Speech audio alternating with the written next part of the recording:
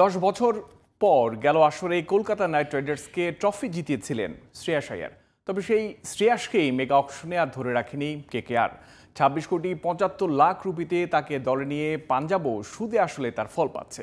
11 বছর পর ফাইনালে উঠেছে প্রীতি জিন্তার পাঞ্জাব। 18 বছরের খরা কাটিয়ে প্রথম শিরোপার হাতছানি কিংসদের সামনে।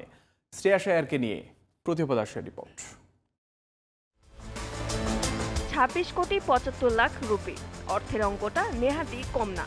এই বিশাল পরিমাণ অর্থই এবার আইপিএলে শ্রেয়াসকে দিচ্ছে পাঞ্জাব কিংস, আর এর প্রত্যেকটি পয়সায় পুরোপুরি উসুল হয়েছে পাঞ্জাবের। মাঠের ভেতর আর বাইরে শ্রেয়াস যেমন অসাধারণ নেতৃত্ব দিয়েছেন, তেমনি আসর জুড়ে করেছেন দুর্দান্ত ব্যাটিং।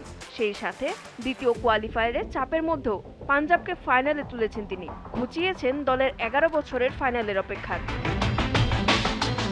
এখন যেন একটু বেশি অনুশোচনা হচ্ছে কলকাতা নাইট রাইডার্সের, কারণ যে শ্রেয়াস আইয়ার 10 বছরের শিরোপার খরা কাটিয়ে তাদের ট্রফি জিতিয়েছিলেন, সেই শ্রেয়াসকেই কিছু পয়সার বনিবনা না হওয়ায় ছেড়ে দিয়েছিল তারা।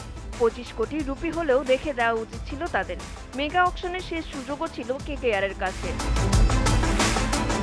কলকাতা ছেড়ে দেয় শ্রেয়াসকে দলে টানার সুযোগ লুফে নিয়েছেন প্রীতি জিন্তা, যার ফলও পেয়েছেন।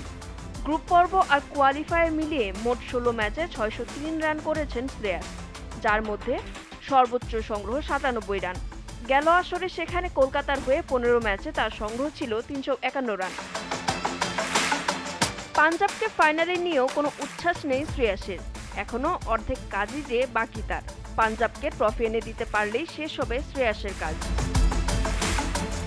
প্রতিভা দাস, জিটিভি নিউজ।